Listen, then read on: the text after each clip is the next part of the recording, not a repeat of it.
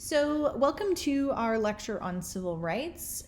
For today, we're going to be discussing what are civil rights, the Civil Rights Act of 1964, the Voting Rights Act of 1965, and ultimately conclude with the discussion of Shelby County v. Holder. So, first off, what are civil rights?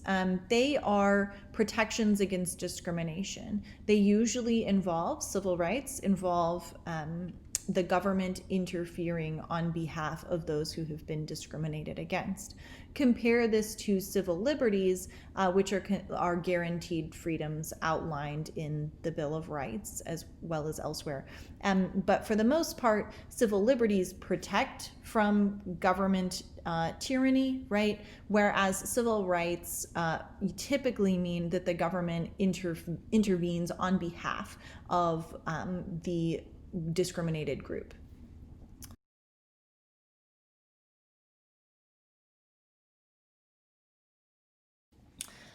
Here you can see LBJ signing into law the Civil Rights Act of 1964. This policy eliminates segregation in businesses, particularly places like restaurants and department stores where segregation was incredibly common. This also bans discriminatory hiring and employment practices. This policy here doesn't just protect people of color, it also protects people of different religious creeds.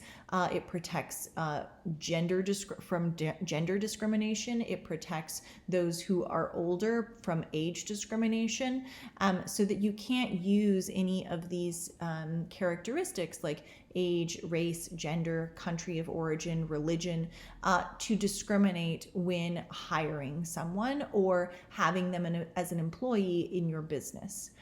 And then finally, it ends segregation in public places. As you likely all are familiar, many public places were segregated.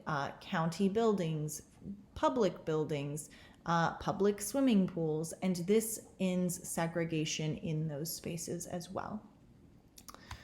Following the Voting Rights Act of 1964, the Civil Rights Act of 1964, we have the Voting Rights Act of 1965.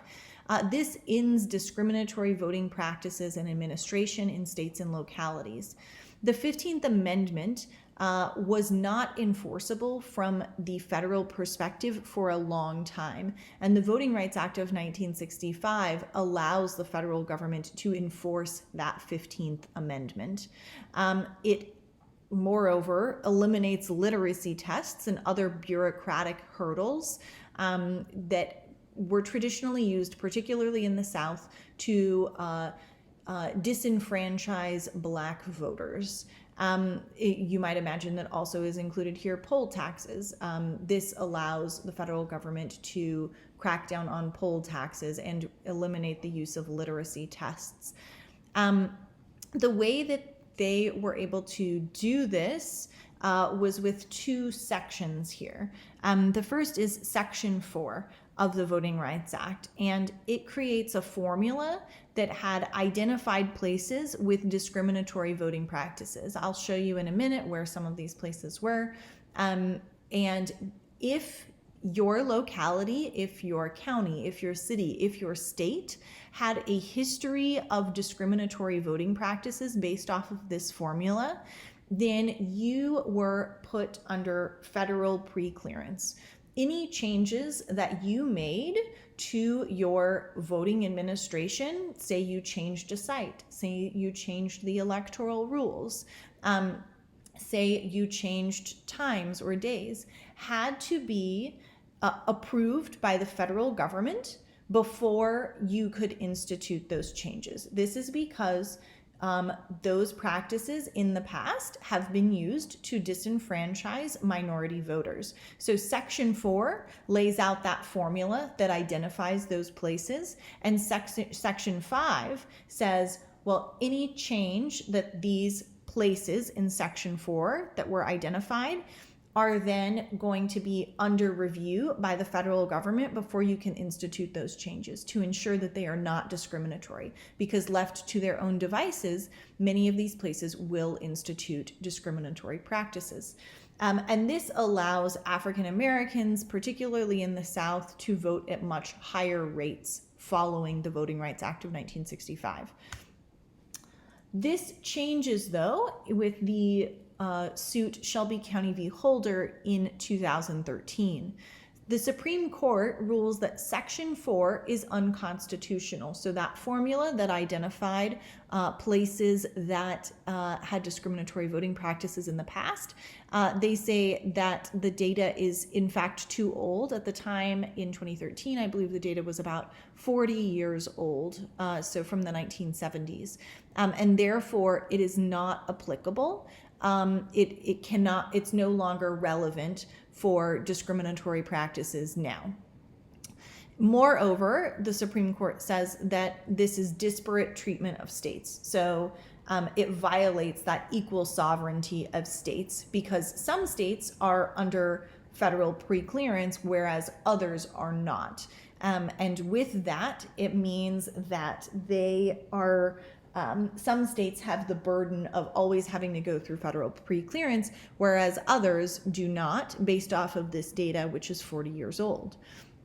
Because that formula in Section 4 is considered unconstitutional, Section 5 about federal preclearance getting approved for whenever you change your electoral administration in any way becomes unenforceable. So this ultimately means that states and localities can change their electoral rules in discriminatory ways without necessarily receiving preclearance by the federal government first. And instead, the burden falls on people who have been discriminated against, or advocacy groups, as opposed to the burden falling on the state or locality to prove that it's not discriminatory. The burden falls on individuals to prove that it is, which is a much more difficult case to argue. The court also signals that they would prefer if Congress made a new coverage formula as opposed to using this older one from 40 years ago. So if Congress can pass a new one, then that would be more acceptable. Here you can see places that are covered under Section 5 previously, before Shelby County v. Holder. So Texas, Louisiana, Alabama, all of these places as states, if they changed their electoral laws or electoral administration, it had to be cleared by the federal government first. These blue places are just where the county had identified discriminatory voting practices in the past. And so it was just the county and not the state. So here you can see a few places in North Carolina, a few places in Florida, and a few places in California. And so this here, these places had to get approval before they changed any electoral laws or administrative practices. So what has been the consequence? First, there has been a rise in voter ID laws in the wake of Shelby County v. Holder. And we also see purges increase. So I don't know how familiar y'all are with purges, but they mean removing names from your voter rolls. And so some people will be more likely to be removed from these than others. And purges tend to fall more heavily on vulnerable groups like minorities and the elderly. We also see that early voting hours and days were reduced in the wake of Shelby County v. Holder, moving from, the case was held in 2013, moving from 2014 to 2016, we see early voting hours and days reduced. We also see polling locations closed in minority neighborhoods, and we see a shift to, whereas they were using single member districts before, which is considered more representative of minority interests, we instead see a shift over to at-large elections, which are considered to discourage minority representation.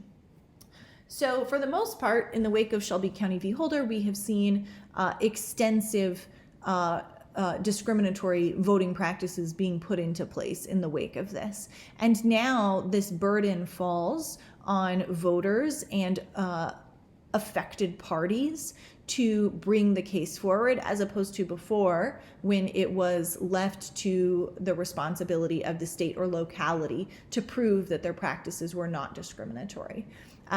So what now? In the House in 2019, they had advanced a renewal of the Voting Rights Act, right, with a new coverage formula. Currently, there is the John Lewis Voting Rights Advancement Act. It restores provisions from the Voting Rights Act of 1965. And as mentioned here, states with history of discrimination must get approval before changing voting administration. That was passed, or it was supported by 47 members in the Senate at this point, but I don't think McConnell will bring it forward to be heard. So at this point, it is waiting on congressional approval moving forward. So what we covered today, we talked about what are civil rights. We talked about the Civil Rights Act of 1964, the Voting Rights Act of 1965, and Shelby County v. Holder. For the discussion section, we're going to be talking about discrimination in voting administration, the policy solutions for discrimination in voting administration, the extent to which immigration and immigration policy are problems, and policy solutions and immigration. So I will see you over in your discussion section.